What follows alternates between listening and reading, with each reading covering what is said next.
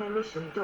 53. Effects of the Fat Man's detonation in Nagasaki. The target for the bomb was the city of Kokyura, but it was found obscured by clouds and drifting smoke from fires started by amateur firebombing raid by 224 B-29s on nearby Yohate the previous day.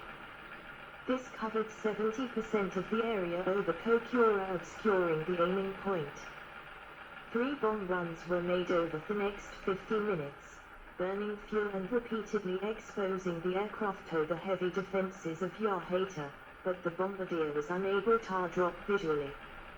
By the time of the 3rd bomb run, Japanese anti-aircraft fire was getting close. Second Lieutenant Jacob Bizer was monitoring Japanese communications, and he reported activity on Japanese fighter direction radio bands. 54. Sweeney then proceeded to the alternative target of Nagasaki. It was obscured by clouds, as well, and Ashworth ordered Sweeney to make a radar approach. At the last minute, however, Bombardier 52, Captain Kermit K.B. Han 51, found a hole in the clouds. The Fat Man was dropped and exploded at 11:02 local time, following a 43-second free fall, at an altitude of about 1,650 feet, 500 m. 52.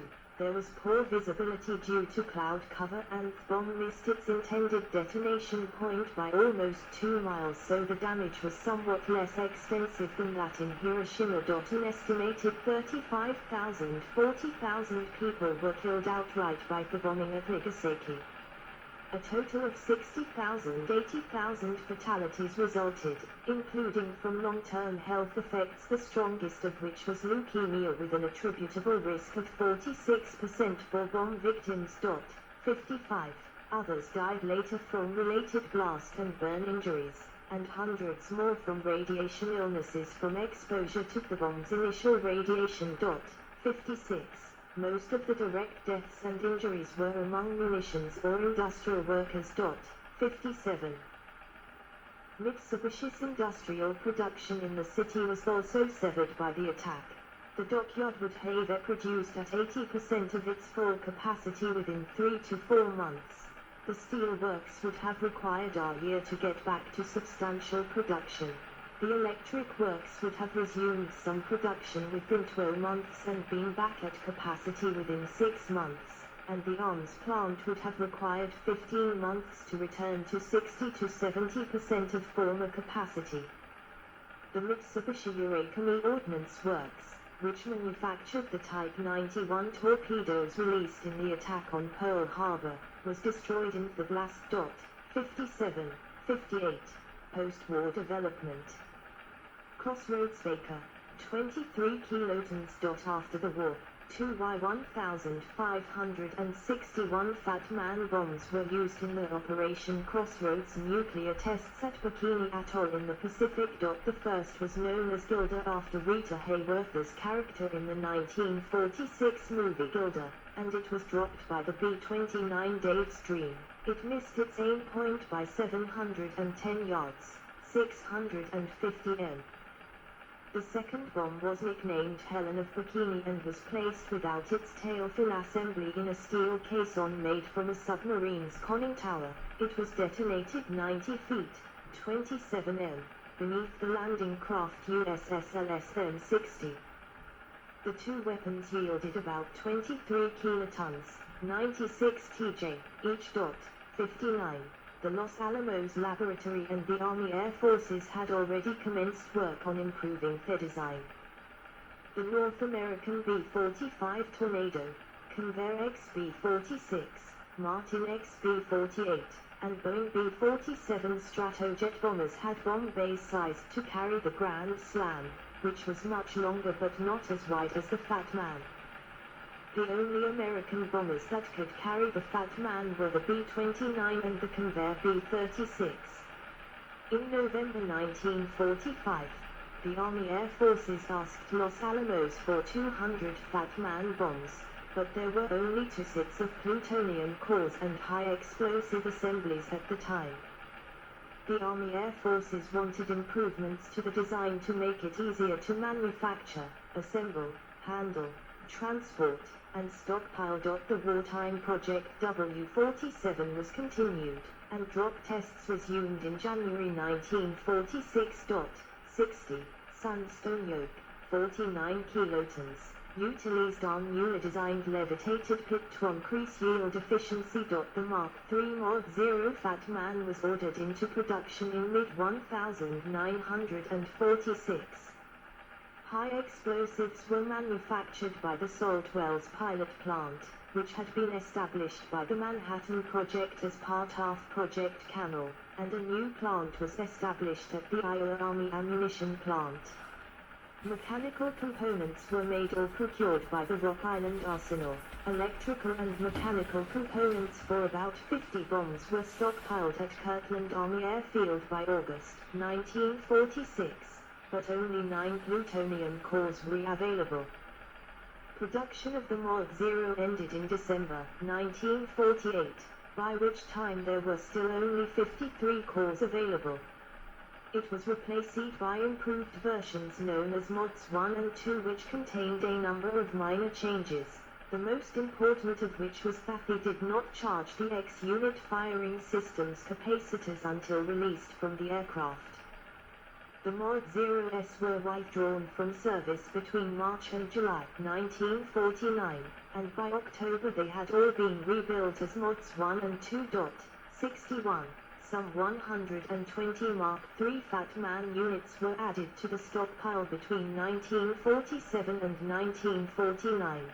62 When it was superseded by the Mark IV nuclear bomb. 63 The Mark III Fat Man was retired in 1950. 62 64 A nuclear strike would have been a formidable undertaking in the post-war 1940s due to the limitations of Mark III Fat Man.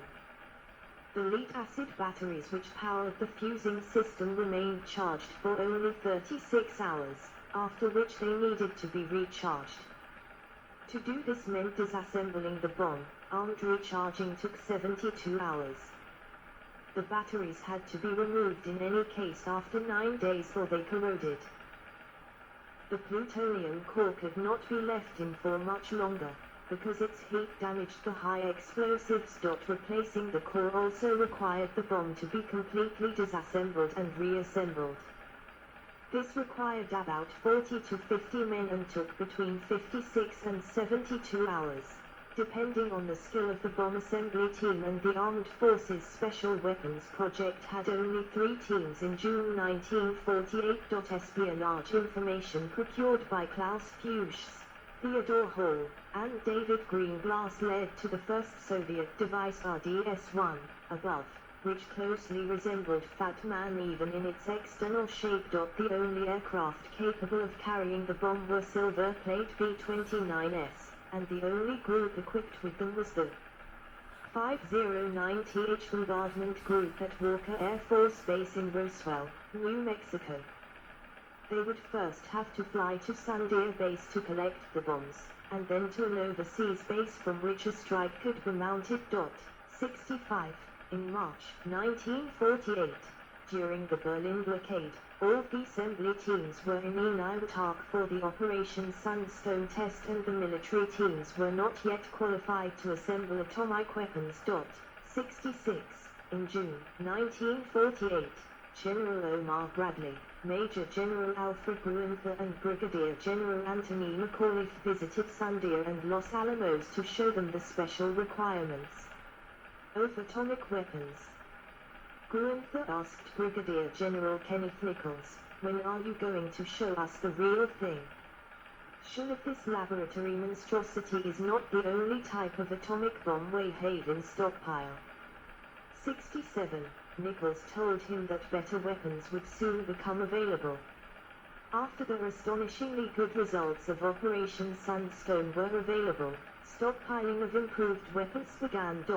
67 The Soviet Union's first nuclear weapon was based closely on Fat Man's design thanks to spies Klaus Fuchs, Theodore Hall, and David Greenglass.